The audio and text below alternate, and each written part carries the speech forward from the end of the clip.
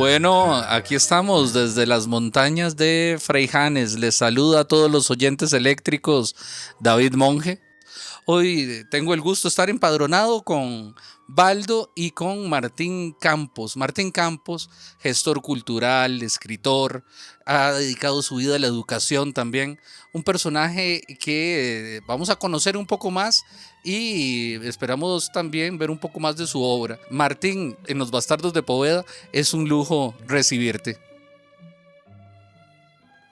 Bueno, pues el honor y el lujo electrizado es para mí. Ahora soy un nuevo bastardo. Gracias David, gracias Baldo por tomarme en consideración para este evento y aquí me pongo a sus órdenes como militar para que ustedes digan qué hay que hacer, a quién hay que joder y nos montamos en esa joda. Martín, bueno, podemos empezar desde el principio. Martín vive y nace en Desamparados de San José, específicamente en Calle Fallas. ¿Vos nos puedes contar un poco cómo era la Calle Fallas que vos viste en los principios de los años 70? Miren qué curioso. Calle Fallas fue porque, como suele suceder en este país, el señor, el Gamonal, dio un terreno para que hicieran la iglesia, posiblemente apellido Fallas. Pero el nombre real del pueblo en donde yo crecí, pasé mi infancia, es Cucubres. Un cacique adscrito, digamos, del cacique Acerrí. Cucubres. Ahí fue en donde yo pasé toda mi niñez, mi adolescencia. Escuela García Monge. A mucho honor el nombre de don Joaquín García Monge. Liceo Monseñor Rubén Odio. En el Parque Desamparados, ya siendo jovencito, 13 años, la niñez fue muy linda, fue muy fácil. Muy divertida, una buena madre, un padre responsable. Nunca faltó el arroz y los frijoles en esa mesa, tampoco la sonrisa. Entonces, digamos que fue una niñez muy linda. Hay algún evento, por ahí un cuento, algún día lo conocerán ustedes, que se llama el Paragüitas. Eso le pasó al niño Martín en el río Cucubres, con un paraguas que me regaló mi mamá, que le había costado mucho, las advertencias. El río me lo robó por estar jugueteando. Mi mamá me dijo, si uno reza con fe, Dios le concede todo. Yo le pedí a Dios, concédeme el paragüitas, por favor, que aparezca. Y nunca apareció. Mi primer enojo con Dios. Luego vino, pero aparte de eso, la niña fue muy bonita. Adolescencia, tal vez no tan bonita, mucho enredo, mucho conflicto, muy tortero. Pero el Parque Desamparados, conversaba con Baldo hace un rato, fue un sitio propicio para lecturas, para crecer intelectualmente, para que moralmente también fuéramos jóvenes diferentes. Se gestaba mucho pensamiento en el Parque Desamparados, mientras la policía no nos persiguiera. Cuando la policía aparecía, corra. Y luego volvíamos con los libros bajo el brazo a leer. Nietzsche, Krishnamurti, Hermann Hesse, por ahí más o menos. Yo debería ser su biógrafo, Martín, eso espero. en algún tenemos una amistad de más de 25 años, entonces aquí estoy copiando, así que es una conversación y también para que te sientas relajado que seguimos estando entre puros amigos, ¿verdad? Y esto es una noche más entre copas de las que hemos pasado. Martín, en esa parte de tortero, y vos podés decir hasta donde puedas decir, ¿verdad? De esa parte de tortero. Pero bueno, de hecho, en este podcast ha sido un podcast que siempre ha sido procanábico, siempre ha estado en favor de la liberación de eso ahora es un flagelo, ¿verdad? Que es el tema del narcotráfico, pero a partir de las prohibiciones que hay por todo lado, ¿verdad? Entonces, Martín, vos nos puedes relatar un poco lo que vos querás de esas historias, de tu relación allá por las montañas de Talamanca, un poco de eso, de ese Martín muy joven. Bueno, vamos a ver, David, vamos a ver, Baldo. Ay, mira qué encerrona en la que me están metiendo, ¿no? Pero igual, aquí no hay censura, ¿verdad? Resulta que siendo muy chamaco, eh, un señor, voy a omitir nombres, un señor del barrio de Cucubres, eh, casado con una señora de Talamanca, el de Cartago, eh, nos daba unas bolsas de manigueta a que lleváramos como a 1 kilómetro de distancia a otro señor. Entonces el hijo de él y yo llevamos la bolsa de manigueta, inocentes. Pero cuando entregamos la bolsa al otro señor, al receptor, sacaba una buruchita, la envolvía en un papelito, le pegaba unas aspiraditas y qué alegría sentía este señor. Bueno, resulta que nosotros empezamos a preguntarnos, ¿qué será eso? En uno de tantos viajes le pegamos un pellizquito. Y comprendimos por qué era la alegría de aquel señor. Pues ahí comenzamos a juguetear, a pellizcarle a la bolsita de manigueta y nos hicimos amigos de ese humito, diría Castaneda. Y a partir de ahí se abrió una puerta muy amplia. Nos empezó a gustar más eso. Íbamos, señores, íbamos al Parque Central a comprarle. Yo sé que querías que hablara de eso. Íbamos al Parque Central de San José a comprarle eh, esa buruchita a los señores limpiabotas. Ellos nos vendían, pero siempre era así, como muy riguroso, con un revólver y así, así, así. Y empezamos, mi amigo y yo, el hijo del señor, fuimos socios siempre con muy buena suerte ambos. Decidimos, ¿por qué vamos a estar en este juego, viniendo acá, comprando acá? ¿Por qué no vamos a Talamanca? Y nos aventuramos a Talamanca, le robamos la vuelta a los señores del parque, traíamos la buruchita nosotros y luego le vendíamos a los señores del Parque Central, debidamente con escuadra, por supuesto. Y nos preguntaban, señores, ¿pero por qué con escuadra? No, cuestión de precaución. Y ahí comenzó toda una juguetona historia de jugar con el humito, un emprendedurismo exactamente. Aprendimos a enterrar bajo tierra con bolsas plásticas, dentro de esa inocencia de aquel tiempo que no era lo que es ahora el tráfico de estas buruchitas. Creo que era muy diferente. Hubo un pasaje duro, luego contaré eso si es que fuera preciso. Pero estuve a las puertas no a las puertas, ingresé a la penitenciaría central de aquel entonces,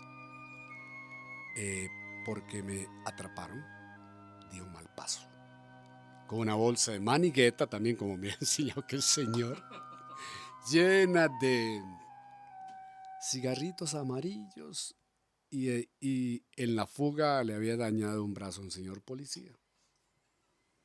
Entonces resulta que en la celda, cada vez que cambiaban de guardia, el policía preguntaba, ¿quién fue aquel? Sí, fue aquel. Aquel era yo. Y mi nariz y mi boca sufrían las consecuencias. Dichosamente, un pariente mío que tenía nexos, como siempre pasa en este país y creo que en todos los países, se hacen componendas, en este caso para mí muy buenas. Este pariente mío logró negociar con el señor director de narcóticos de aquel entonces para que no corriera la suerte que se me estaba abriendo. Volví a ver atardeceres, volví a disfrutar de los celajes, tenía una experiencia encima, eh, continué, porque a pesar de todo siempre escribía. Saben ustedes, amigos, yo siempre escribía. Y a pesar de que estuviera con gente que no fuera la mejor gente, siempre escribía y buscaba conversar de cosas más creativas, cosas más bonitas, cosas edificantes, diría eh, algún hermano, algún pastor por ahí. Pero bueno, ese paso amargo pasó y yo continué por mi ruta, aprendí la lección, seguí con más ahínco dándole a escribir, dándole a la poesía, leyendo cada vez más, ahora con más ganas, con más experiencia. Y ahí fueron pasando los años.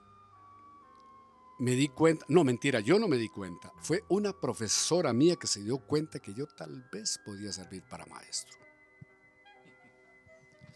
Martín, bueno, esta etapa que vos nos estás narrando es más o menos que como los 20 años, estabas por ahí más o menos cuando te pilló el virus de la educación, de formar gente y todo esto. Sí, ya yo había salido del colegio, andaba con una guitarra al hombro que nunca aprendí a tocar.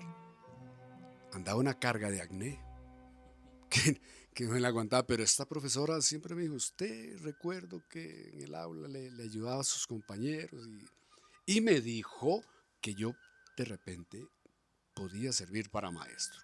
Y me hace la oferta de mi vida, me dice, hay una posibilidad de trabajar en una zona rural de desamparados. Yo me dio risa, no me veo yo en eso. Sin embargo, me dice, pruebe. Le hice caso. Me dio una nota y en aquel entonces en este país se podía ir a trabajar así como empíricamente. Me fui a trabajar a un lugar hermoso, el nombre es muy curioso, se llama El Bajo de Los Ángeles. Imagínense ustedes la profundidad de Los Ángeles, en donde van los ángeles que no son tan ángeles. No sé si por eso me mandaron a mí ahí. Pero al día siguiente, después de un tortuoso viaje, una cazadora que se varaba y que luego salía y luego se volvía a varar, eh, como a las 6 de la tarde fui a ver qué hacía con mi vida en ese Bajo de Los Ángeles. Un nuevo ángel llegó. Entonces ahí empecé en esta línea de maestro y juro que no se equivocó la maestra. Juro que no me equivoqué yo cuando un par de años después decidí eh, meterle ganas y estudiar para formarme como maestro. Este recorrido como maestro, bueno, ahí conoces el amor también. Vos te casaste muy joven, ¿verdad, Martín? Me parece a mí. Y también ella te motivó mucho en el tema de buscar ese centro profesional, digamos.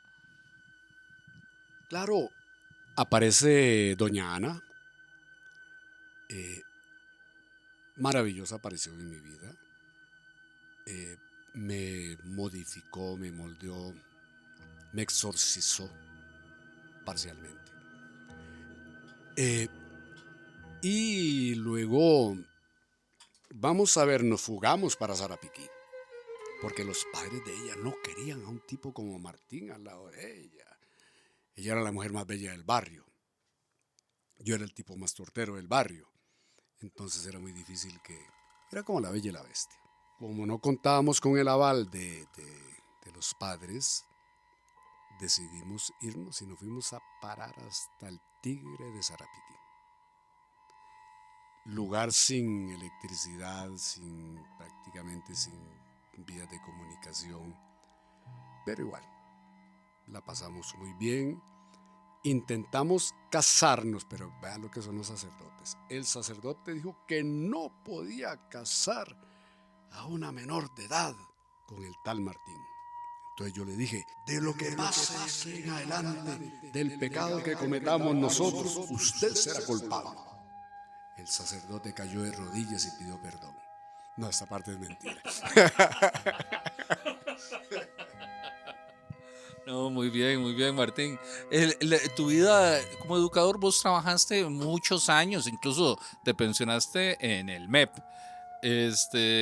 Pero recuerdo que vos tuviste experiencias muy interesantes en la escuela unidocente, me parece que era en ese momento, de Puerto Viejo, de Limón, ¿verdad? Estuviste por el lado Caribe, que el Caribe siempre te ha llamado, ¿no?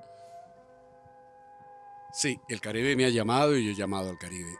Eh, Hay algo que no he logrado entender, esa atracción sospechosa del Caribe hacia Martín y de Martín hacia el Caribe.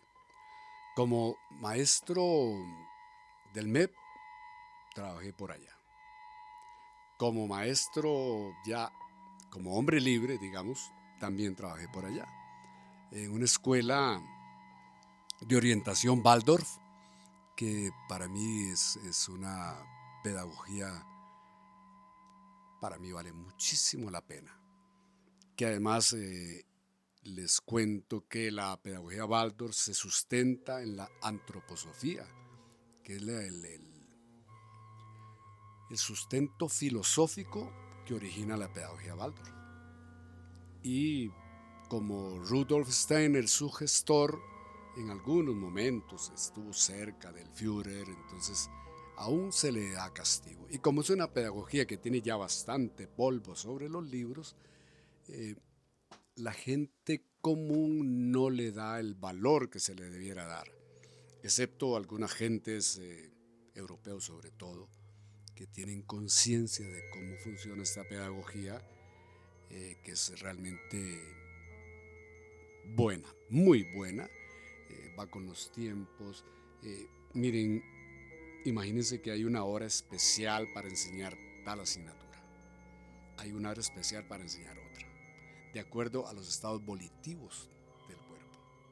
Entonces, se toma en consideración todo el funcionamiento del cuerpo humano para poder trabajar la parte de enseñanza, no pedagógica, sino de enseñanza, porque estamos más predispuestos a aprender a ciertas horas. Estamos sobre todo los niños, más predispuestos a relajarnos a otras horas. Y lamentablemente en este corre-corre, desde a partir del siglo XIX, quizá un poco antes, que el corre-corre nos hizo perder el norte de cómo funcionamos y cómo funcionar acorde con la naturaleza, estamos un tanto perdidos. Y cuando hay pedagogías o filosofías que pretenden rescatar eso, creo yo que a veces se les sataniza. O se mira muy allá, es que usted andaba con tal junta, entonces mejor no. Es que usted era amigo de tal, entonces mejor no. Pero no mira a la persona o a la filosofía o a la pedagogía, por ejemplo, de la que estamos hablando. A Steiner, como les digo, se le endilga que en algún momento de su vida prestó sus servicios de genio, de científico al Führer. Entonces eso es una mella que no se le ha borrado, posiblemente no se le borrará nunca. Hasta que tal vez, ojalá, tengamos una apertura de mente mucho mayor que la escasa apertura de mente que hay ahora. Cayó en cancelación, entonces. Este. No del todo, porque hay escuelas aún que sobreviven en Europa, hay bastantes, en Argentina, en México. Aquí, en Costa Rica, no ha logrado aún pegar esa semilla. Los que hemos metido la nariz, hemos hecho esfuerzos, pero no están dadas las condiciones, creo yo. Digo que todo tiene su tiempo y la pedagogía Waldorf le llegará su tiempo, posiblemente, no sé, pero tiene que llegar. Martín, bueno, hay una etapa muy interesante. A mí me gustaría comentar y también para introducir el tema de el Martín gestor cultural. Ese es el Martín que yo conocí. El Martín que estoy hablándoles, imagínense, ya hace 25 años, 24 años, cercanos al año 2000 que conozco a Martín porque vos empezaste una bonita tradición por el lado de las montañas desamparadeñas. Me recuerdo que fue un festival en Rosario, Desamparados. No nos conocimos físicamente, pero por intermediación de una sobrina tuya, actriz de teatro, me contactaron, que en ese momento hacía teatro y presenté un monólogo en ese festival. ¿Nos puedes comentar un poco cómo nació esa idea, de dónde vino ese grupo cultural que vos estuviste ahí, con el que estuviste trabajando? El tema de la gestión cultural, David y Baldo, viene a raíz de que vimos, somos tres de ese grupo. El grupo se llama Chapan. Luego les contaré la razón de por qué Chapan. Johnny, mi primo hermano, Freddy, un gran amigo, Carlos Salazar, un pintor, y este servidor. Sentíamos que había un vacío tremendo, muy grande, a nivel de cultura en Desamparados, en general, pero sobre todo en las zonas rurales. Y se nos metió a la cabeza diseñar festivales con amistades que teníamos y con gente que, como en tu caso, que ni siquiera conocíamos, pero que podíamos establecer contactos. Entonces empezábamos a amarrar, buscábamos un pueblo, fuera Jericó, fuera Tarbaca, fuera el Rosario, eh, sondeábamos pueblos, sondeábamos a la comunidad, les planteábamos que no iban a tener ningún costo, simplemente más bien eran beneficios, porque podían tener sus ventas de comidas y luego nos dábamos a la tarea de que en la universidad buscábamos músicos, recuerdo, no sé, Amun Zulu, que era un grupo de yembeceros increíbles, una percusión bravísima, los magos del tiempo, eh, David Concupiscente, y esa gente que se apuntaba por amor al arte, por ir ahí. Entonces, en Jericó organizábamos festivales de 3 días y era hermoso ver en la mañana a los muchachos de la universidad recogiendo las poquitas basuras que habían tirado y con tiendas de campaña. Entonces era gestión cultural auténtica del pueblo. Entonces ahí nace eso muy auténtico, sin la intervención de la municipalidad, porque siempre era la misma historia, que no hay recursos, que no podemos, y ya ustedes saben cómo es ese viejo cuento. Por ahí estuvo el tema de la gestión cultural. En Jericó hicimos 3 festivales, 3 años seguidos. En Tarbaca también, y luego igual en las escuelas. Cuando se nos ocurrió, Malpaso, pedir el apoyo de las municipalidades para hacer los festivales más bonitos, ¿no? Con artesanos, con toda la cosa. La pared fue la misma y la respuesta fue la misma. Entonces vino como un desánimo. Yo me fui para el Caribe, me fui a trabajar, entonces la parte de la gestión quedó un poco botada. Les cuento que en Jericó estuvo uno de los guitarristas de Carlos Santana. Qué loco, ¿recuerda, David? Jason Jenkins, sí. Y llega Jason, pero todo humilde, porque el bendito festival ya tenía nombre, tenía fama. Llega Jason, yo he hablado con Jason por teléfono, y llega Jason y habla con mi primo. Dice, mira, es que quiero. Y mi primo, no, es que ya están todos los campos llenos. A Jason Jenkins le está diciendo eso.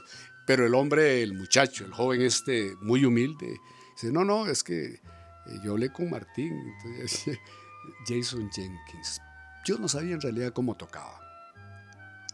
Pero cuando hace los primeros acordes, ¿recordás? Silencio total. Hasta el viento dejó de sonar, los cipreses no se movían y comenzó algo apoteósico. Eso fue así. 2002 tal vez. Aproximadamente, sí, fue hermoso, ¿no? Miren, ahí tuvimos al finado Dionisio Cabal, Iván Pitti, estuvo, ¿qué más? María Pretis, hubo en Jericó, e iban gratuitamente, no iban a cobrar, fue hermoso, fue una gestión cultural muy linda, una gestión que nos dio satisfacciones. Y además que Jericó es muy bonito y había un bosque gigantesco detrás de la iglesia. Y ahí salían los fuegueros como duendes. En la noche. Ajá. Sí, yo recuerdo eso muy bien. Bueno, recuerdo esa noche. Yo tuve el honor de presentarme esa vez a la par de Jason Jenkins. ¿Sí? De hecho, compartimos. Bueno, sí, yo creo que yo salí primero y después salió él, una cosa así. Y el tipo venía, no sé, venía de grabar un disco tocaba también con gente de pop, con Paulina Rubio, creo que había grabado un disco. Sí, era toda una personalidad que estaba, me recuerdo esa vez, en el salón comunal, nos habían hecho nuestro camerino y ahí estaba con todos compartiendo, muy buena vibra. Y porque él mismo es el que lo pide, porque el festival empezó a tener nombre. Jericó, para que los que no conocen y para que los invito a conocer, es un pueblo idílico en las montañas de Desamparados, en donde en el frente de la plaza hay un anfiteatro que queda un poquito más alto en una loma, ¿sí? Que ahí y hay una zona boscosa bellísima. En la noche me recuerdo donde salía la gente de circo y todo esto haciendo malabares con fuego, parecían duendes saliendo desde el bosque, y la gente, bueno, yo vi gente llorando en esos festivales, la verdad que, y a mí me sorprendió mucho a vos, Martín, en esa época, como, si bien nosotros, nuestro aporte como artistas era estar ahí durante la presentación y movilizarnos y eso, la gente muy amable nos recuerdo que nos daban los refrigerios y todo. Algo que me sorprendió es todo lo que ustedes hacían y que no ganaban un centavo en medio de eso. Y cómo le aportaban a la comunidad, más bien ellos abrían espacios para que otras personas sí lucraran con eso, digamos que eran los artesanos, la gente que vendía comidas y todo esto. Así que ahí fue donde vi la conexión con una persona que me pareció interesante, y que después nosotros, si bien en el primer festival no nos conocemos, yo recuerdo que vos me invitas a aquel lugar, yo creo que ya no está, Café Expresivo en Escalante, ¿sí? Y en el Café Expresivo recuerdo que tocaba una banda hecha por tus hijos que se llamaba Zaratustra Catarsis. Esa banda con la que después hicimos una banda de dos, violín y guitarra. ¿Nos puedes contar algo de esas épocas y tal vez un poco de los trabajos que estuvimos haciendo en ese momento, que trabajamos juntos en esos proyectos? Sí, qué hermoso fueron esos complots, esos tiempos. Esta banda de dos era muy loca. Andrés, mi hijo, y David Gutarquian, el guitarrista. Pero ellos dos se resistieron siempre a hacer covers, siempre solo música original, pero no es porque fuera mis hijos, porque David lo considero mi hijo también. ¿Qué música hacían? ¿Cómo lo transportaban a uno a otras esferas, a otros sitios? Porque esa música era envolvente. Aquí está David que no deja que mienta.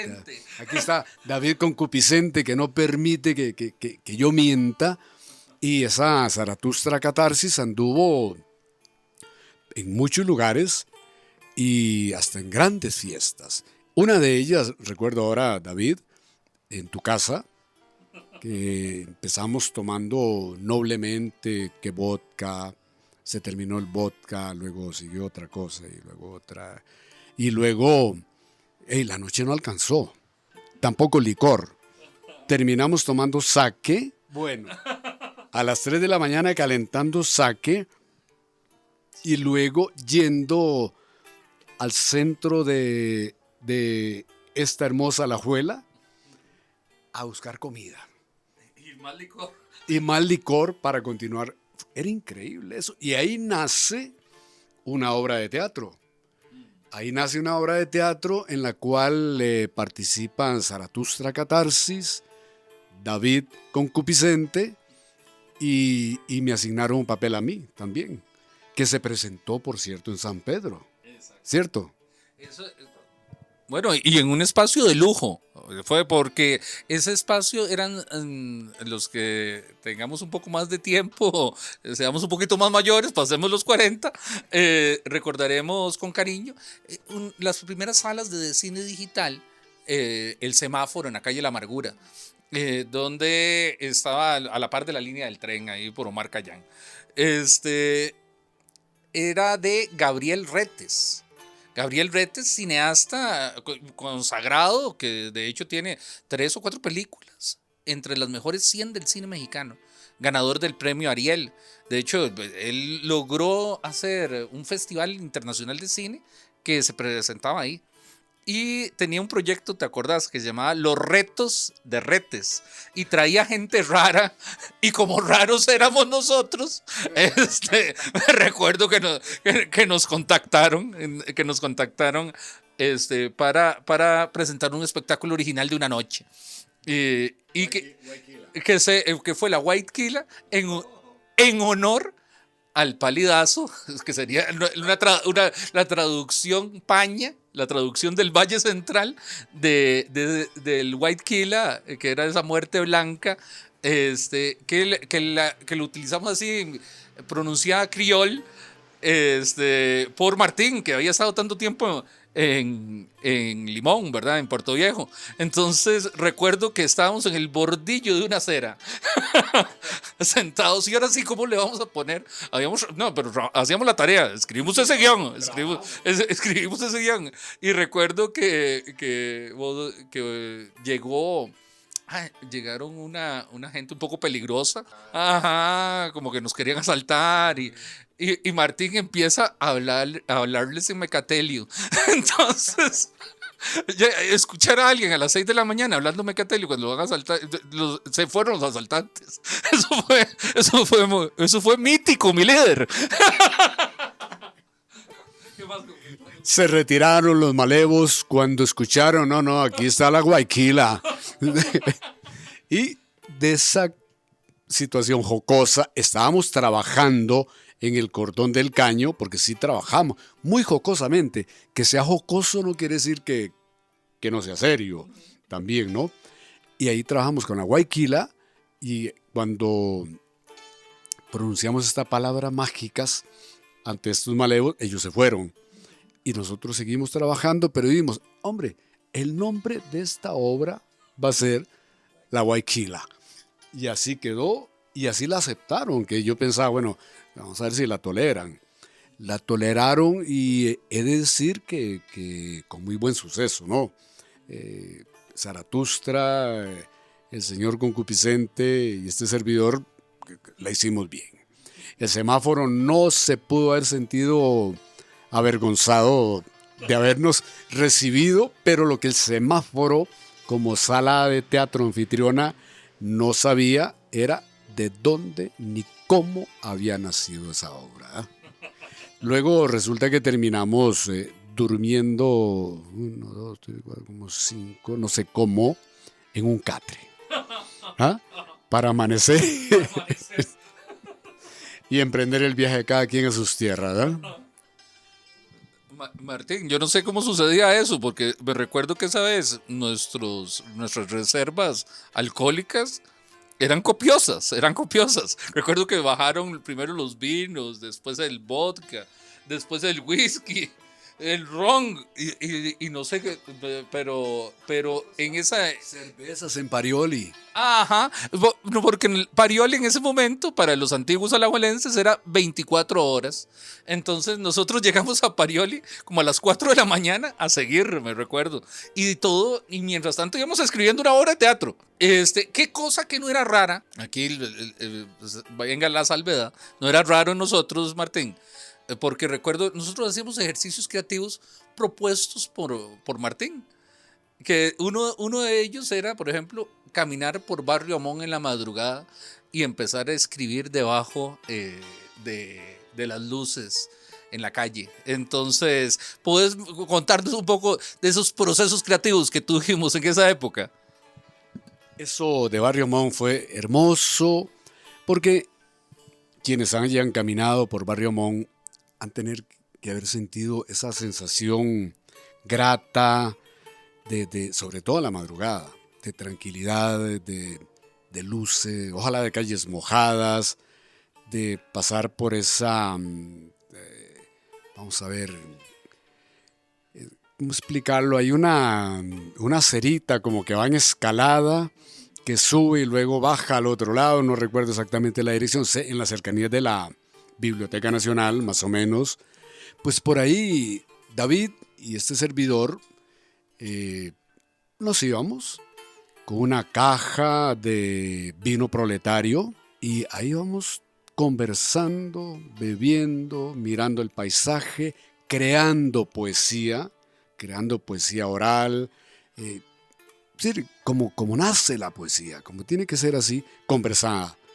Hacíamos todo el recorrido por Barrio Amón y luego ya a la madrugada coronábamos en la Vasconia, la proverbial Vasconia. Ya ahí recuerdo que se nos daba por escribir un poco, a recopilar lo que habíamos creado en el camino y en la fase final era típico, típico nos pasa a nosotros, cuando empieza a tirar sanipine, el anuncio, el sanipine, que te barren los zapatos, que van subiendo las sillas al lado tuyo, es una señal, o me equivoco, inequívoca de que váyanse, ya terminamos. Pero igual, cuando uno está muy enviajado en lo que está haciendo, le importa un carajo hasta que le pongan la silla en el hombro. Estábamos escribiendo, no nos jodan, ¿verdad? Era la cosa. Y creo, si no recuerdo mal, que nos íbamos hasta que nos daba la gana. Sí, sí, sí. Era muy interesante. Martín, en mi caso, ha sido un maestro de vida. El tema de formador, vos, bueno, tal vez la palabra formación no sea, la deformación fue espectacular, porque yo me recuerdo, en ese tiempo yo escribía sobre todo textos de teatro. Y después estaba haciendo, poesía siempre había escrito, pero estaba más con el trabajo sobre el cuerpo, digamos, en ese momento, tal vez por la juventud. Y me recuerdo, Martín, más o menos vos serías contemporáneo de mi tata, de mi papá. Entonces era curioso porque hacíamos buena mancuerna y andábamos por todo lado. Me recuerdo cuando nos topábamos por ahí con Adriano Corrales en aquellas épocas también, con otros grupos de escritores también. Y ahí nacieron, Martín fue de hecho el primer poeta de verdad que yo conocí. Y fue fundamental para mi formación como artista en general. Entonces, esos recorridos con Martín fueron recorridos de vida. Vos yo creo que eso lo tenés en tu vida muy presente, ¿verdad? Que el arte también es el arte del buen vivir. Yo creo que, David, Baldo, que uno primero, yo creo que uno primero vive como poeta y después de repente se entera de que es poeta. La fórmula al revés no la concibo. Se pueden cometer serios errores si primero me creo poeta y después peor, para acabar de embarrarla, voy a vivir como poeta. En mi caso particular, y estoy seguro que en el tuyo, y por eso hacemos buena mancuerna, vivíamos como poetas. Esa fue la experiencia vital, primordial. A partir de esa vivencia de sentirse, vivir como un poeta, que ni siquiera no tiene la gracia ni tener conciencia. Vivo así, relajado, admiro, respiro, me conmuevo, que esa es otra, la posibilidad de conmoverse uno como si fuera la primera brizna de hierba que te pega en la nariz y te deja asombrado. Para mí eso es vivir como poeta.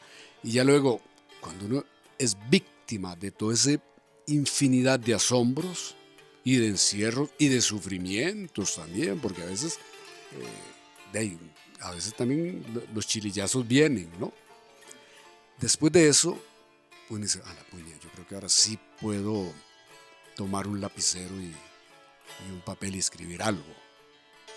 Y a partir de ahí yo creo que viene un proceso. Conversar con amigos, mostrar el trabajo a los amigos.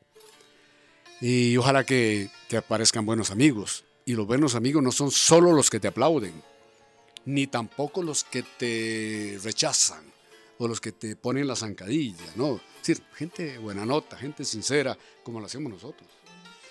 Recuerdo que creábamos nuestras obras igual que Jehová. Nos solazábamos en la creación y se nos hacía grato lo que hemos hecho.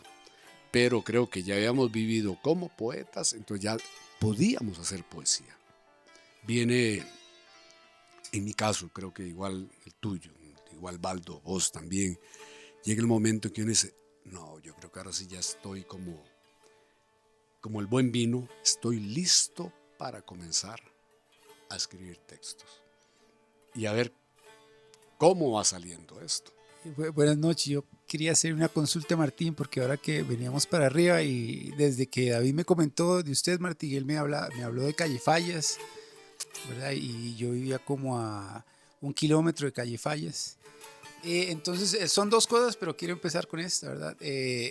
Me gustaría que nos hablara un poquito de lo que pasaba en el Salón Naranjo, que está camino a Calle Fallas, cuando uno venía bajando del antiguo Palenque Morales, que uno bajaba y esa cuestita que lo lleva uno a Calle Fallas, y estaba este Salón Naranjos y que se daba el famoso baile de las pintas. Si usted alguna vez asistió, Martín, ¿qué recuerda?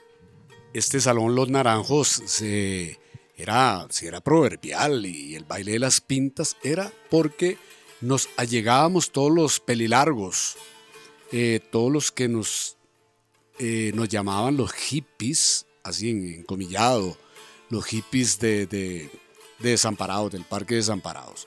Entonces era una sacudidera de melenas y escuchar a Steppenwolf, escuchar a Carlos Santana, escuchar música de esa, y no solo escucharla, bailarla y hacer todo el desorden, todo el riegue de sudor y brincoteo, y era como un desahogo, era muy hermoso.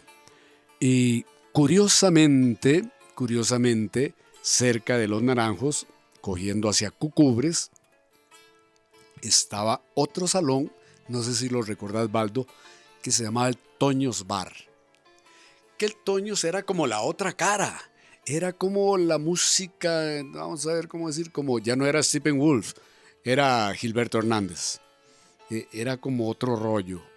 Pero igual Martín se desenvolvía en uno como en el otro.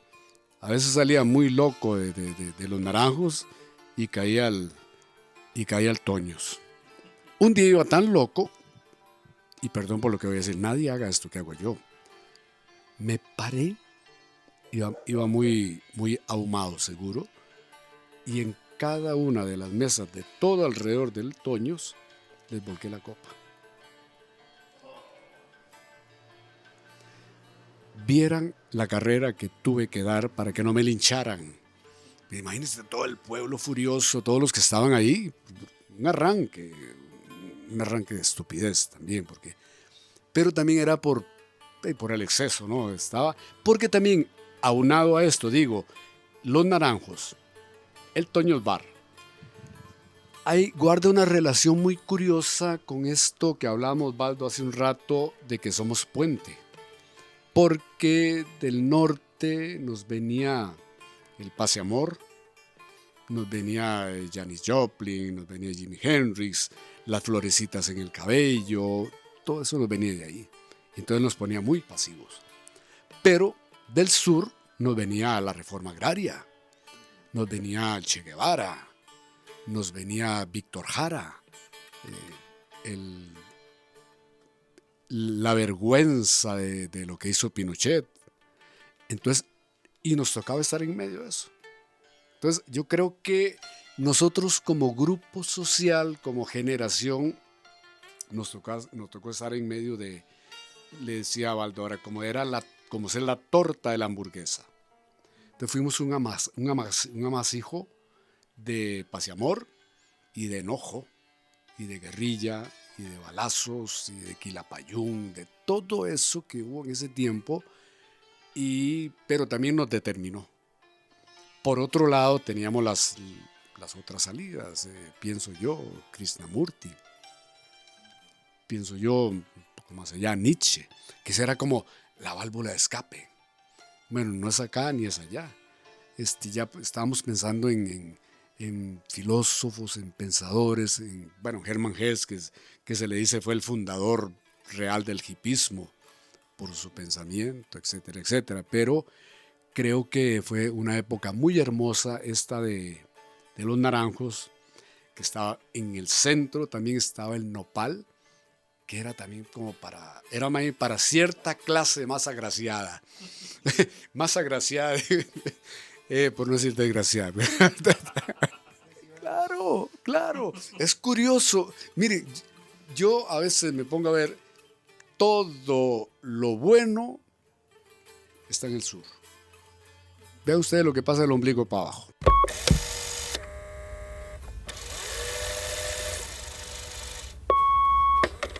La otra consulta, Martín, que le quería hacer es si ojalá pudiera contar toda la historia, ¿verdad?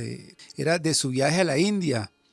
Y a mí me llama mucho la atención, ahora se lo mencionaba, porque en esto que usted me comentaba, ¿verdad? Que le planean este viaje a la India por una visión, y me impactó que por lo general en este tipo de visiones, ¿verdad? Es como una visión egoísta de una persona que quiere amarrar a otra. Y sin embargo, sí era un viaje de verdadero descubrimiento, según lo que usted me contó. Contrasta mucho con historias similares que yo he escuchado. Y siento que fue algo como le digo, muy, muy bondadoso de todas las partes envueltas, ¿verdad? Entonces, si pudiera comentar sobre eso, Martín, el viaje a la India. Toda la razón la llevas, Baldo, cuando decís que fue de beneficio mutuo y que fue muy generoso para ambas partes, porque no hubo un aprovecharse de nadie con respecto a nadie. Mi amiga que me invitó al viaje a la India, ella lo aseveraba por una cuestión ella había tenido una visión, un sueño, de que para acumular buen karma, era bueno, no era preciso, pero sí era bueno que fuéramos tanto ella como yo juntos a India para crear buen karma, porque de acuerdo a lo que ella había visto, ella y yo habíamos sido pareja en una vida anterior. No estaba ella pensando en una vida futura, ni que estuviéramos juntos, ni mucho menos, sino era crear condiciones propicias para una mejor vida próxima. Cuando ella me plantea eso, bueno, les juro que para mí fue una sorpresa enorme, ¿no? Que yo me iba a esperar eso. Lo primero que dije, yo no tengo un centavo para, cosa que era cierta. Ella me dijo, no, no, no, no, no tienes que pagar nada. Y lo dijo con lágrimas brotando de sus ojos, porque sentía también de alguna manera que estaba tomando o tomándome para algo así. Entonces sentía como una máxime, sabiendo que yo era casado y sabiendo que ella era casada también. Pues bueno, se sortearon todas las condiciones adversas y logramos hacer el viaje a India, y he de decir que fue sumamente reconfortante, reconstruyente para ambos.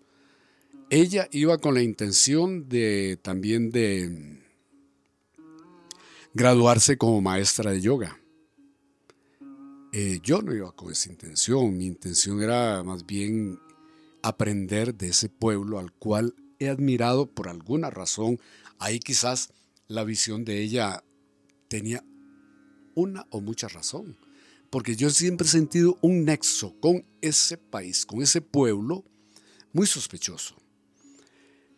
Siempre me encantó leer de India, practiqué yoga desde muy jovencito. Recuerdo que mi primer libro de yoga adolescente lo conseguí.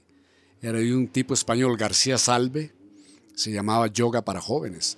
Esto para agregarle un poquito de condimento al saber de que sí, siempre amé a India. Y cuando la vida me propone ir, era como decir no, era como decirle no al respirar, ¿no? Al prana, para utilizar palabras hindúes. No, fue curioso con mi esposa, con doña Ana, que ya se diera, ¿no? No era una decisión fácil. Si ella me lo hubiera planteado a mí, quién sabe qué yo hubiera dicho, ¿no? Pero bueno, con muchísima hidalguía, doña Ana, tiempo después, no fue inmediato, aceptó. Me dijo esto: regrese puro. Y ahí así emprendí ese viaje que me marcó para el resto de mis días. Cada uno de los días que estuve yo ahí, algo aprendí. No se me fue en vano. No fue un viaje en vano. Viví con el pueblo, no estuve al estilo europeo. Comí lo que come el pueblo. Recuerdo un señor que se llama Gopal, que me pasaba por el Yamuna. El Yamuna es el río que origina el Ganges. En el Yamuna se bañaba Krishna. Y en el Yamuna Gopal me pasaba, sin yo hablar hindi, sin yo hablar inglés, y nos comunicábamos. Y él me llevaba y me hacía señas, me preguntaba que a qué horas estaba al otro lado del río para traerme de vuelta. Es decir, yo a eso le llamo milagro. Con Gopal en medio, Yamuna, sacaba unas cosas primorosas, unas como canastitas repletas de pétalos de flores, con una velita en medio, y lo poníamos al río como ofrenda. Y ahí cogían, río abajo, las velitas estas, buscando el celaje. Entonces, ¿cómo yo podía negar algo que estaba abriéndome esas puertas? Y eso, repito, me marcó para toda la vida. A las 5 de la tarde los ricksheros, ricksha es la bicicletita que te transporta, me llamaban por mi nombre: Martín, a que tomara el té proletario. Ya no era vino proletario, era el té proletario, en una tacita de plástico. Lo compartían conmigo. Entonces era como muy loco. Yo estaba en un ashram de pobres, de pueblo. Entonces yo creo que también todo eso daba... ellos sentían que este loco es igual que nosotros, come igual que nosotros, bebe igual que nosotros, y fue grandioso. A ese país, a ese pueblo, si se va, lo decía hace un rato, Si uno va con la mirada pegada al suelo, en la nariz se te pega el excremento. Si levantas un poquito la mirada, el espíritu ahí, y ves lo grande, lo maravilloso, un pueblo que tiene lo espiritual, pero así, palpitándole cotidianamente. Y eso para mí es invaluable. Invaluable, queridos amigos, y eso me han hecho recordar una de las etapas más hermosas de mi vida. Recuerdo, Martín, que vos me contaste, lo primero que me contaste de entrada de ese viaje a la India, que me gustó mucho, me dice, David, pasé por Ámsterdam y de esos cabrones europeos viéndolo a uno del hombro para abajo, donde yo creí, me dijiste vos en primera instancia, que por sentirnos, a veces creernos que somos occidentales, cosa que nos damos cuenta que no existe, que es un paradigma político y no cultural, ¿verdad? Que te ibas a sentir más cómodo en Ámsterdam, ¿verdad? Y vos me dijiste, al tercer día ya me decían Martín en la India, sin necesidad de hablar el idioma. Entonces, esa fue la gran diferencia que sentí entre el mundo europeo y el mundo indie, ¿verdad? Eso a mí me recuerdo que fue la primera reunión que tuvimos después de ese viaje espiritual. Que ya no fue tan espiritual, entonces fue espirituosa. La reunión, sí, fue espirituosa. Y me recuerdo que vos me decías eso. Dice, ¿cómo puede ser que 2 o 3 días estoy allá y me siento como estar aquí? Y me contaste la historia del barquero que nos comentaste ahora. Que, sí, de cómo te esperaba, inclusive. Y cómo tan bueno, eso es un viaje muy largo. Y bueno, ese sería un gran podcast. Solo el viaje a la India. De tu recorrido a través de templos y todo esto. Y cómo vivir como una persona, mezclarse realmente dentro de la comunidad. ¿Cuánto tiempo fue el que vos estuviste por allá? 3 meses. 3 meses. Justamente un 1 de enero iba saliendo. Justamente el 1 de enero. Imagínense que es como muy significativo dejar la familia, dejar todo, ir para allá. Pero ahora que hablas de eso, el contraste, ¿no? Ámsterdam, qué ciudad, por lo menos la impresión que tuve yo, qué grotesca. Qué gente más dura, qué gente más fría.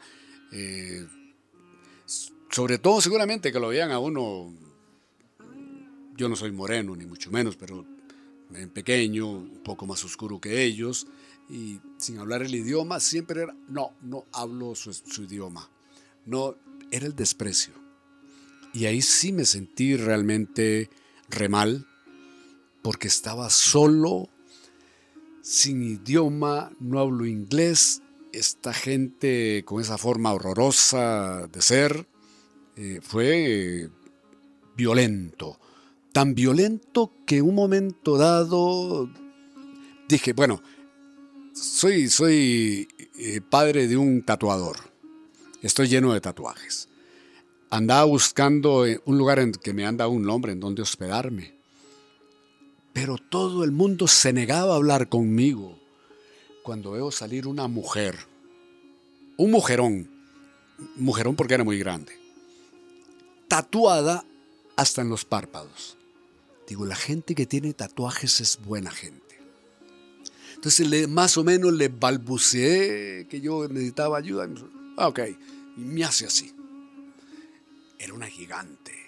Y estaba cayendo una silampita y yo iba con mi cosita, mochilita de mano y la otra grande, como un pordiosero, ¿no? Y la mujer está caminando rápido, de su tierra, ¿sabe cómo?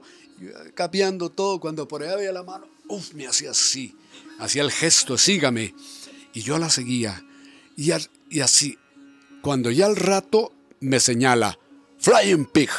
Flying Pig era a donde yo iba a ir, en donde el supuesto hospedaje.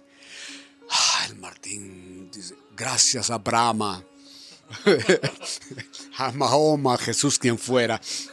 Y gracias a esta mujer, ella nada más se despidió y siguió su viaje. Entro a Flying Pig, amigos queridos. Era un fumadero, no tengo problema con eso. El problema era que no había habitación. Y de nuevo a la calle. Y sin el mujerón que me ayudara. Vieran qué cosa loca fue ese viaje. Ya, para cerrar la parte de Ámsterdam, yo cerré los ojos, dije, no, ahora aquí, primer lugar que yo pueda, donde me pueda meter, ahí me meto y no sé qué hago. Mi hijo mayor me había dicho, viejo, si tenés problemas, quebrá un vidrio y te deportan.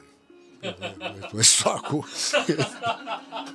Entonces, pero yo cabizbajo, entristecido, levanto la mirada y veo un rótulo que decía Astoria Hotel. Ahí me meto.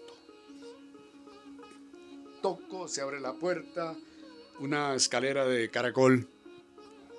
Llego, toda la hablada que me han enseñado, ni la repito porque la hago tan mal que era en un inglés paupérrimo, ¿no? Y ya me dice, ¿Puerto Rico? No, Costa Rica. Ya yo hablándole ese enredo de inglés que llevaba yo. Y me dice, señor, no se preocupe, yo hablo español. Me dice, yo es que estoy casado, yo soy marroquí, estoy casado con una española. Era el dueño del hotel. La vida me volvió al cuerpo. Casi se hizo mi hermano.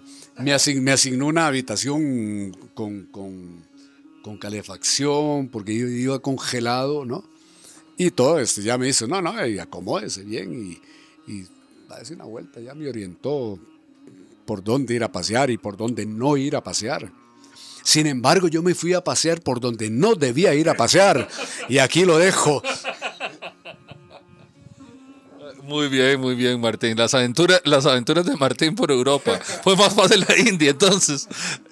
Bueno, Martín, sería bueno en este punto, Martín, yo me recuerdo, yo tuve el honor de estar en la presentación de tu primer libro, que fue en Barriamón, en el Tecnológico, sí, me recuerdo que era Adriano Corrales, el que manejaba el espacio, y el presentador fue, bueno, nuestro querido amigo también, igual que Adriano, Carlos Calero.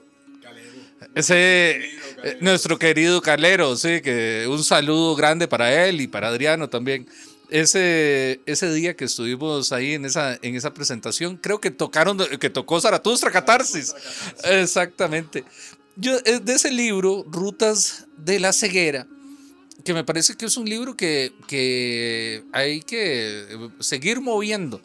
Recuerdo hace poco, de hecho, tuvo buen suceso. Leí un poema tuyo en la red, recordando los poemas de los gatos, y le fue muy bien el acto.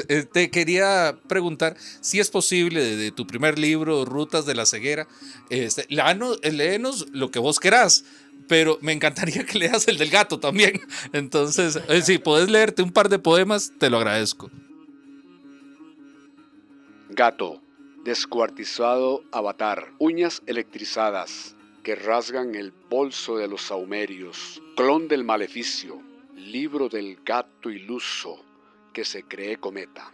El arco iris de sus bigotes aúlla su danza en la techumbre y se adhiere al himen de la noche. Qué mítico, Martín. ¿Qué más nos quieres leer de tu libro? Palabra de Dios, y el verbo se hizo boca para celebrar el beso. Viscosas humedades, y se orgasmeó la muy sombra en mi poema. Le perdoné la vida porque eyaculé en su alma. Mítico, Martín, mítico. Eso era. Después de Rutas de la Ceguera, creo que es tu único libro publicado, ¿verdad? ¿Qué material podemos esperar en el futuro de Martín? Bueno, después de Rutas de la Ceguera, vino y está publicado Sinabrios. Sinabrios ya es un libro, es curioso, hay 10 años de distancia entre Rutas de la Ceguera y Sinabrios. Cinabrios es un libro más, vamos a ver cómo llamarlo, le decía ahorita Baldo, que es un libro,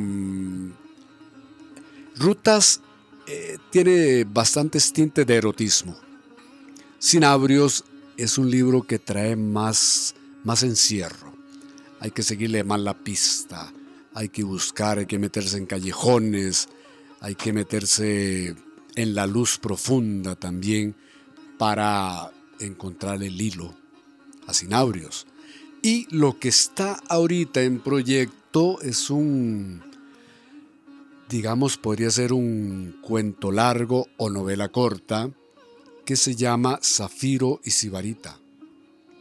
La historia se desarrolla, es una pareja que a ratos son pareja y a ratos no lo son, a ratos se funden en uno. Se desean tanto, tanto, tanto, que se funden en uno. Pero una vez que esa fundición se dio, desean separarse para poder gozarse por separado también. Y la historia de ellos, este viaje inicia en el momento de la muerte y todo el trayecto hasta la próxima vida. Entonces el viaje es un poco oscuro, es muy de sueños y en eso es lo que estamos trabajando. Zafiro y Sibarita es una pareja muy particular. A ratos ella es él, a ratos él es ella, a ratos son abuela y nieto, a ratos son hermanos, a ratos son un perro y una perra, pero siempre son Zafiro y Sibarita, deseándose a muerte y a vida. Por ahí esa es la historia que viene. Muy bien, Martín. No, y me gusta mucho que todo tu talento siempre ha estado impregnado también de la conciencia de clase. Vos también has sido activista. Bueno, a Martín lo sacaron del Partido Comunista por revoltoso. Entonces, entonces, pero sí, en varias luchas sociales estuvimos juntos. Recuerdo con la gente de Bambusal en el Parque Central cuando se hizo la toma de la catedral que vos estabas ahí. ¿Nos puedes hablar un poco de esta faceta como activista político? Digo político en la manera más amplia, ¿verdad? Porque vos siempre has estado velando por las personas más necesitadas, siempre has estado ahí en el momento en que esta sociedad capitalista nos toma del cuello.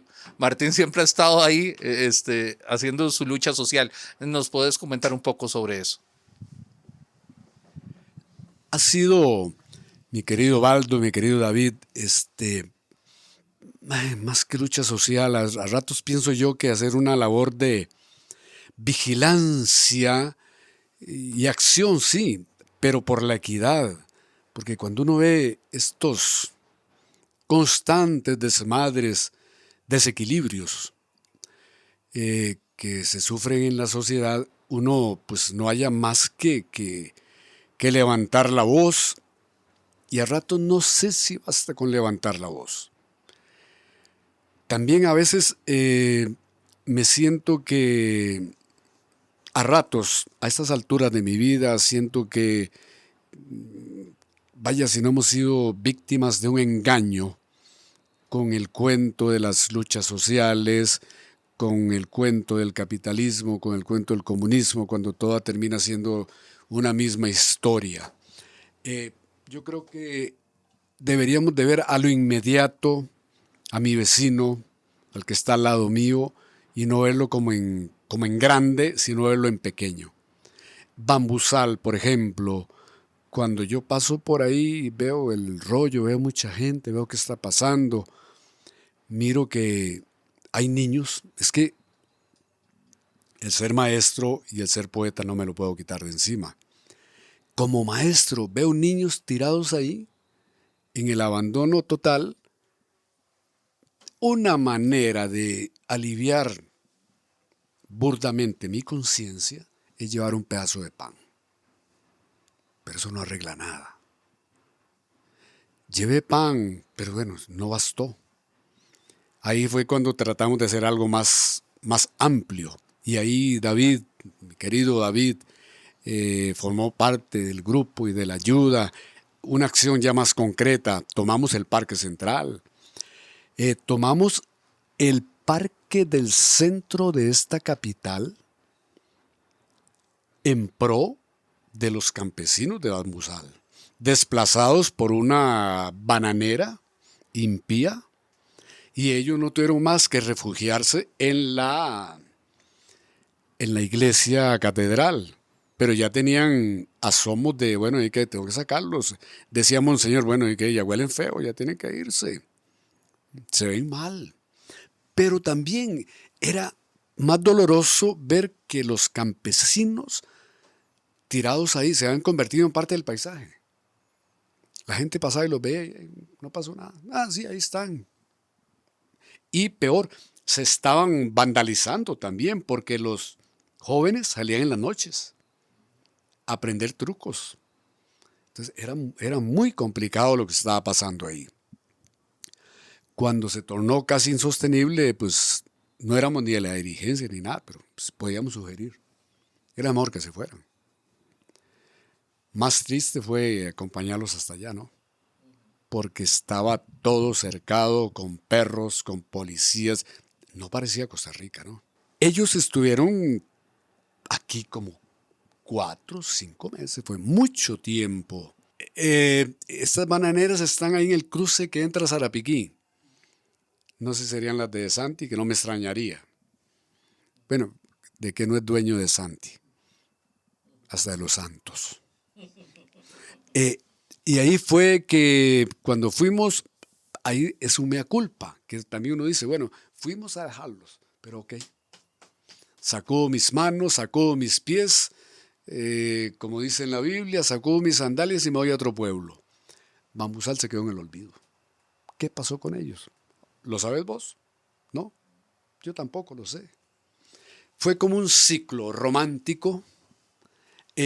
Hicimos, claro que hicimos. Por ejemplo, Johnny Araya no estaba acostumbrado a ver en su feudo a Dionisio Cabal diciendo verdades, a Iván Pitti, los mismos que estamos hablando, a Monestel, a gente más contestataria todavía, porque bien que mal ellos pues tenían sus... Grupos anarquistas estaban ahí. Ajá, ya eran más radicales todavía. Grupos anarquistas haciendo presencia ahí. Fue hermoso tomar ese parque central y ver que ahí se lograban hacer cosas. ¿Qué pasa? Lo que necesitamos, yo creo, sería dar seguimiento a esas acciones. A veces nos pasa como grupos que hacemos algo muy bueno, nos alegramos con eso, nos felicitamos, nos abrazamos, pero se nos quedó. Si le damos seguimiento, yo creo que tal vez habrían resultados mejores. Ojalá tuviéramos la capacidad de dar seguimiento. Lamentablemente, todos tenemos nuestros rollos particulares. Tampoco te puedes echar a la espalda un grupo que también, la otra parte, el grupo puede ser que, no, aquí esta gente me sostiene. ¿Mm? Entonces, a estas alturas, repito, de mi vida, veo con una óptica diferente lo que es la ayuda, lo que es la acción social. ¿Qué tanto doy? ¿Qué tanto no debo dar? ¿A quién ayudo? ¿A quién no ayudo? ¿Será que alguien necesita mi ayuda? ¿O será que yo estoy en condición de ayudar a alguien? ¿O será que ayudo para sentirme, ayudé? Denme el aplauso. Y si nadie me aplaudo yo. Es un poco como cuestionarse mucho a uno mismo de mis propios hechos. Siempre he dicho que ahora uno debe tener como en una esquinita de la casa, de algún lado, como un ojo que lo esté mirando uno, no juzgándolo, porque esa cuestión de los juicios, eso se le queda para los cristianos, pero sí para que te diga, mira, Mira, ¿qué estás haciendo? Eso así, eso. Entonces, para enterarme de qué estoy haciendo. Un poco más fríamente, pero un poco con más conciencia. Porque ya la parte apasionada de las luchas sociales y toda esa cosa, yo creo que ya, de hecho, yo creo que ya las sociedades actuales, las luchas sociales no funcionan. Hablábamos con Baldo hace un rato, ¿qué pasó con el señor Zelensky? Con el lloriqueo de Ucrania, han dado por todo el mundo paseando, pidiendo y llenándose los bolsillos. ¿Y qué pasa en Ucrania? ¿Qué está pasando con la bronca del señor Maduro? Y el señor presidente que dicen que es presidente. De, a Maduro nadie lo saca si no es a golpes. Y este que se dice presidente, no, hombre, ahí anda lloriqueando y embolsándose un poco de dinero. Guaidó. ¿Dónde está Guaidó? Y recuerdan todo el ruido que hizo. Está viviendo muy bien ahora. Claro, hizo su piloya y bueno, ya la parte de la lucha social quedó. Entonces, pelemos el ojo a ver qué es la lucha social que vamos a dar y cómo le vamos a dar y si vale la pena. ¿Y con quién? ¿Con quién, mi hermano? ¿Con quién, mi hermano también? Sí, recuerdo que de hecho una de las últimas luchas que ahí nos topamos desde nuestras trincheras fue con el No al TLC. Sí, que estuvimos trabajando en comités patrióticos y me recuerdo toparnos en el Paseo Colón. Bueno, yo leí ese día, me recuerdo, ahí en el día de la manifestación, sí. Leía por parte del comité de Alajuela. Y, y yo me recuerdo que nos abrazamos donde nos vemos. En mi ingenuidad, ¿verdad? Yo te digo, Martín, esto lo ganamos, mira esto cómo está.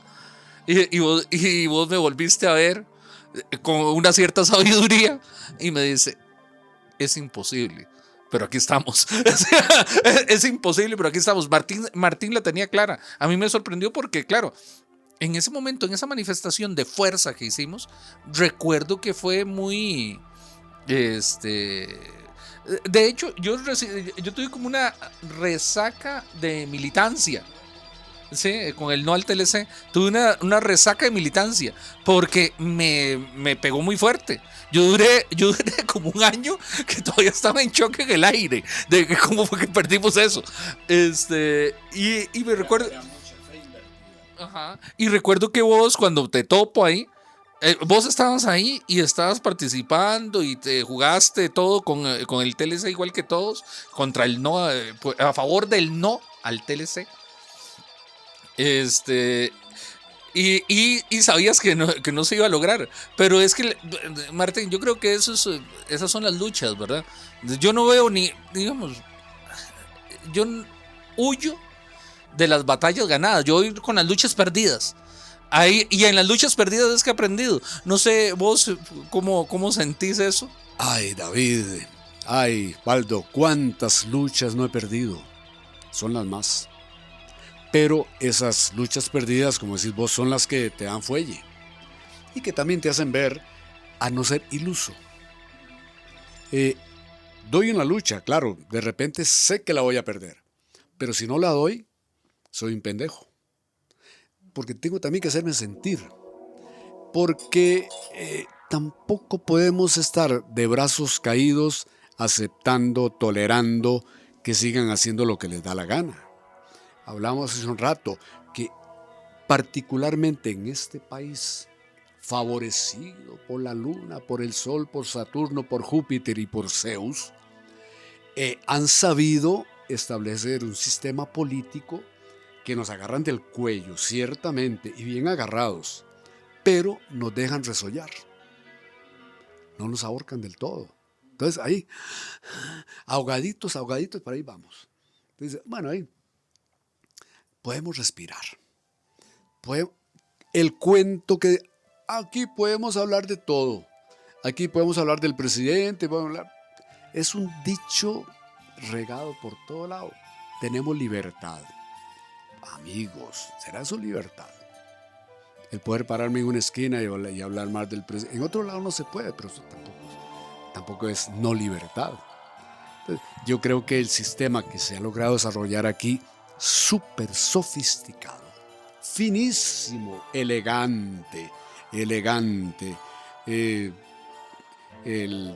inicia en el 48, cuando comenzaron a diseñar el futuro de este país.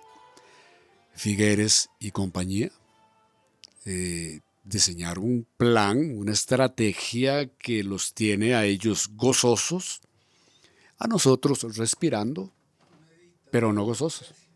Exactamente. Y Suiza, y somos democracia, y estamos felices, y somos el país más risueño del mundo. Las grandes mentiras que nos meten a la cabeza.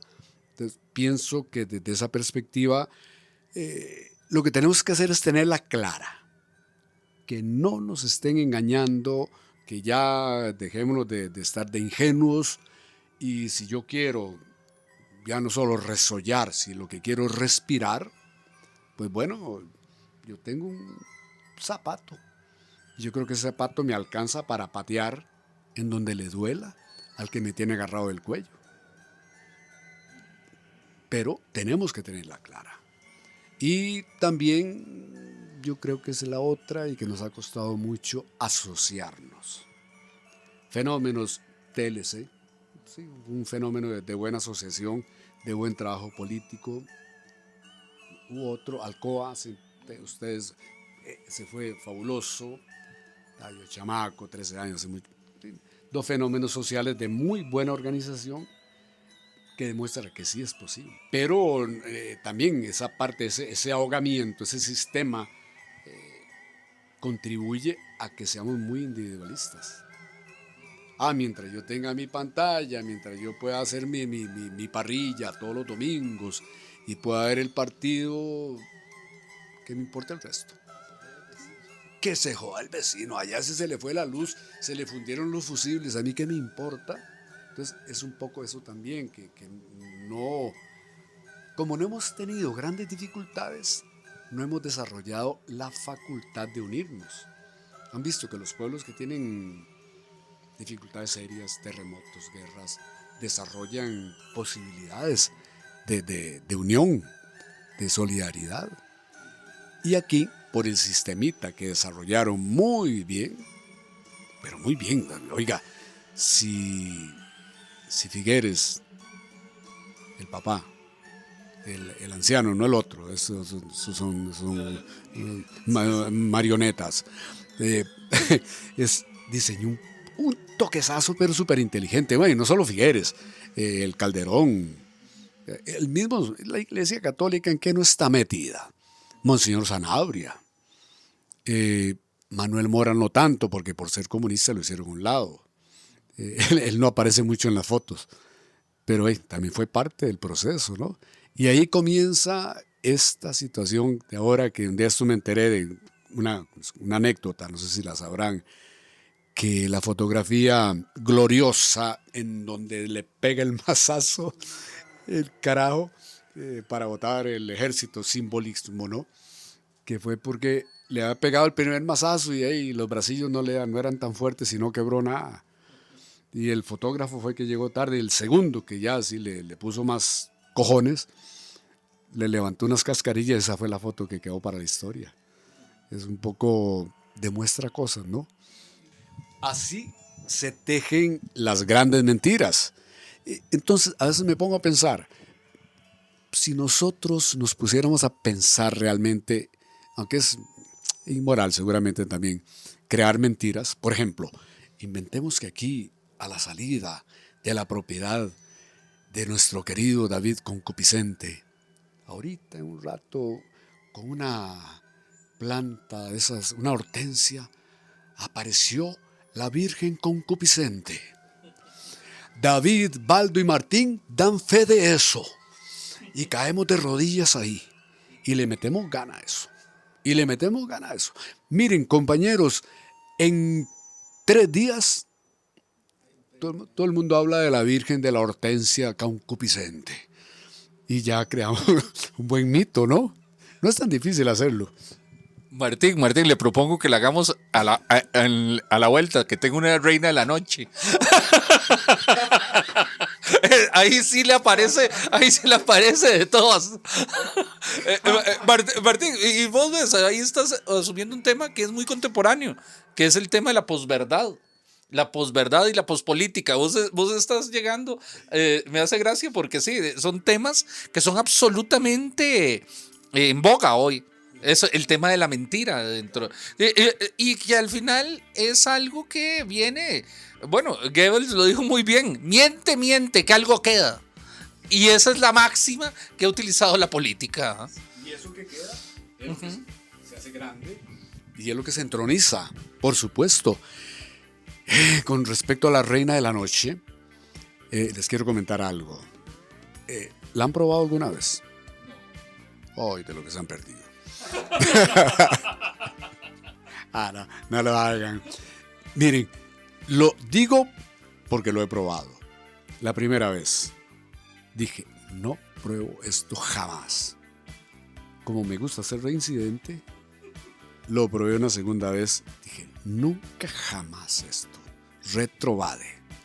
A la tercera, ahí sí.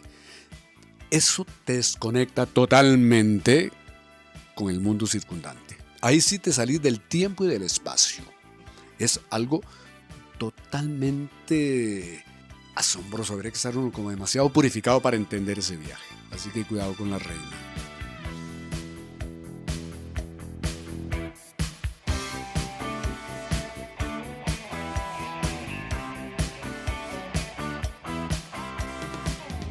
Yo creo que el yo se te va. Para decirlo de esa manera, queda flotando en el éter y no retorna. Entonces, hay más de un caso, los conozco, amigos míos de mi época, que quedaron, como decís vos, directo, no retornan porque, más nuestros aborígenes le llamaban la flor de la eternidad.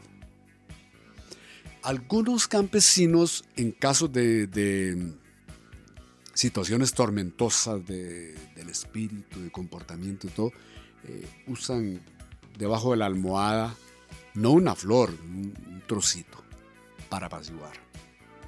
Pero ya, como una flor y comer guarde. Alguna gente también acostumbra una planta cerca de la ventana. ¿Por qué? Porque tranquiliza también, es como un apaciguante. Pero vamos a lo mismo. Se informa mal, se escucha mal y uno quiere siempre abusar y cree que, claro, comerme una flor, por Dios. Eso es, de verdad, amigos, eso es apabullante la palabra. Apabullante. Bueno, qué bueno que hablas de esas experiencias. Yo recuerdo una anécdota. Una vez un hijo de Martín, no diré cuál, me dice, yo solo le como hongos a mi tata.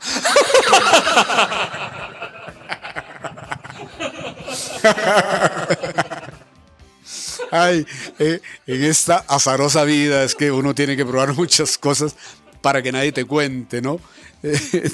Hongos, por Dios, ese es otro, es el viaje divino, contrario a la reina de la noche. Es el viaje divino. Tampoco estoy haciendo propaganda para nada, porque ya a estas alturas, este viejo Martín que está frente a ustedes ya no ocupo nada, ya un hongo no me va a hacer gracia, porque ya le disfruté sus frutos, sus mieles, pero ese viaje es divino, es celestial. No sé si lo han hecho, pero ese es... Martín, bueno, ahora estás en una nueva etapa de tu vida. En esta nueva etapa, ¿qué búsquedas, qué palos está buscando tocar Martín en esta nueva etapa de su vida? Estoy en el ingreso el 14 de febrero a mi 7º septenio. Eso significa mucho. Por cierto, en antroposofía se habla de que el ser humano cada septenio sufre grandes cambios a nivel físico y a nivel espiritual. A tu pregunta, David, entrando a este séptimo septenio, no añoro nada, no deseo nada. Ojalá fuera el absoluto vacío. No es que esté pensando en morirme, aunque si me muriera no pasaría nada. Pero, digamos, vamos a ver, no hay proyectos y sí hago proyectos. ¿Me explico? No hay deseo, pero hago. Estoy trabajando de hecho, por ahí traía un poemario, manuscrito. Siempre sigo trabajando, pero ya no hay como ese deseo, ese proyecto, porque ya tengo el séptimo septenio ganado. Eso es como un diploma. Al llegar al séptimo septenio, el ser humano como que concluye una etapa muy importante de su vida. Y si hablo de mi vida particular, creo que no ha sido en vano. Han sido 7 septenios bien logrados, bien aprovechados, bien lastimados. Me he jodido a otros, he abrazado a otras personas. Entonces, no tengo como afanes de hacer cosas. Ahorita no quiero emprender proyectos, pero los proyectos están. Se vuelve como una cuestión natural, ¿verdad? Y eso, bueno, también vos has tenido mucho de eso. Yo te veo que vos fluís.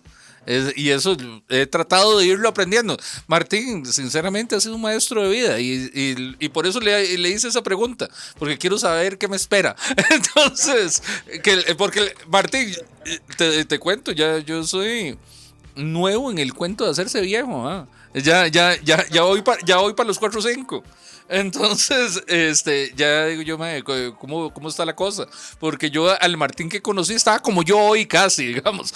Sí, era otro momento vital. Y tampoco tenía proyectos, ¿no? Tampoco estaba como en la onda, uy, David, quiero hacer tal cosa, no, nunca tuve esa aprensión de pensar que quiero hacer, quiero comprar, quiero vender. No me joda, no va con eso. Es como ir dándole, ir haciendo lo que se hace y disfrutando, sobre todo disfrutando.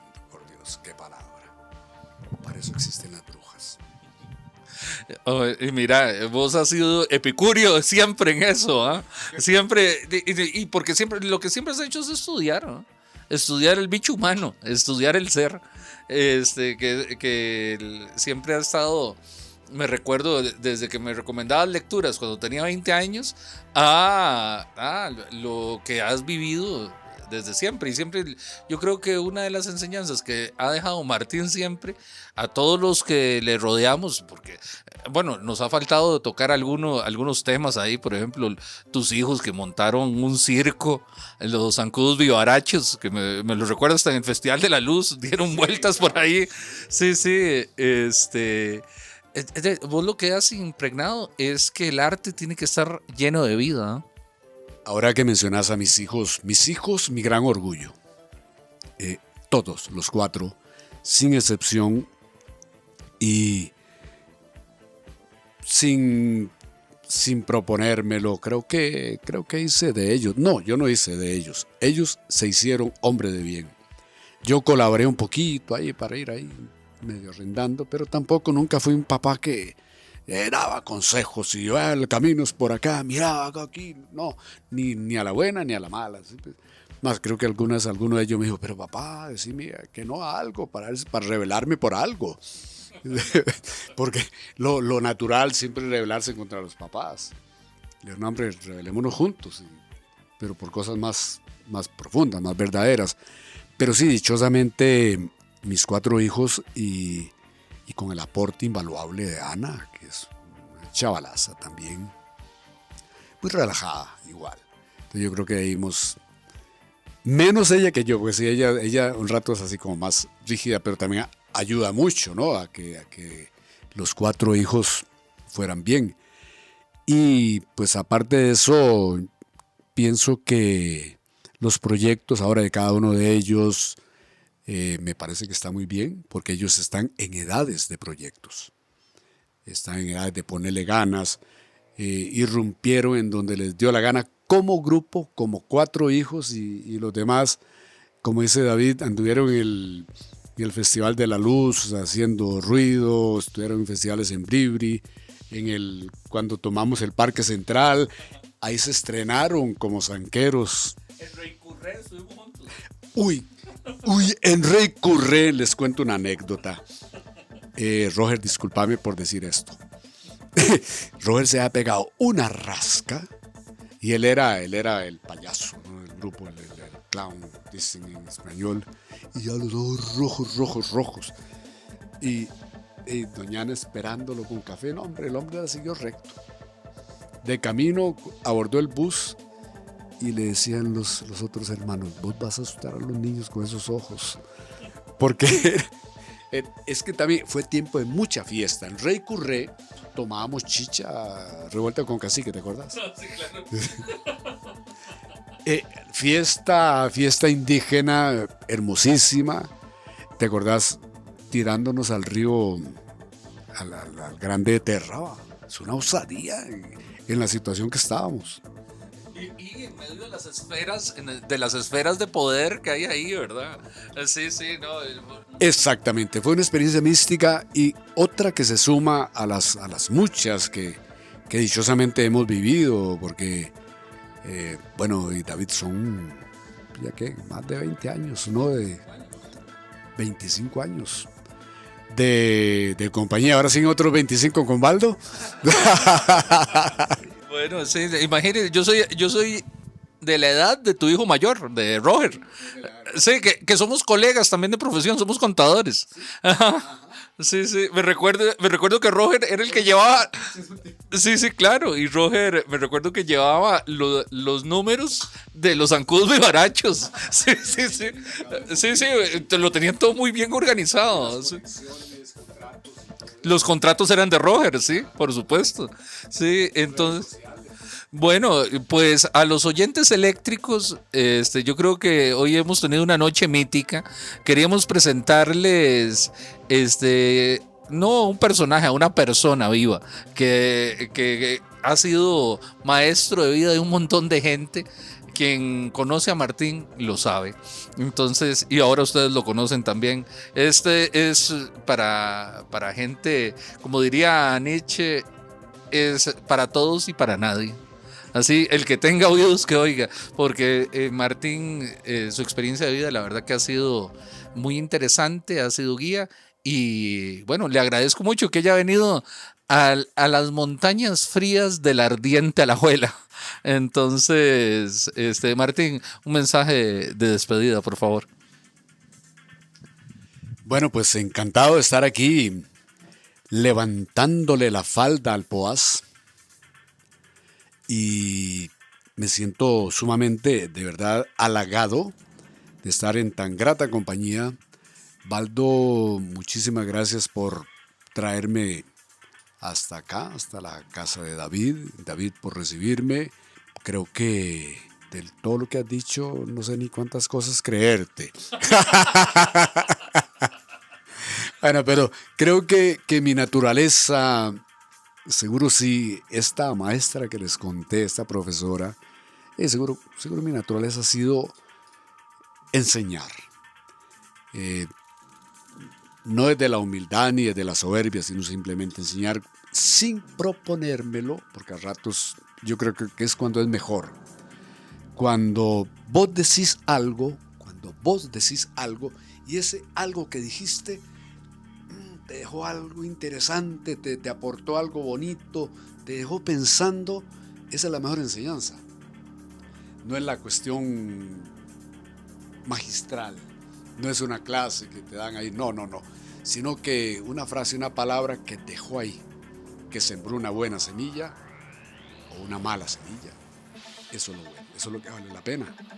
Entonces, espero haber dejado algunas semillas y que fructifiquen y que ahí nos volvamos a encontrar en otra. Muchísimas gracias a todos los que se quedaron hasta el final de este podcast y nos escuchamos hasta la próxima. Buenas noches.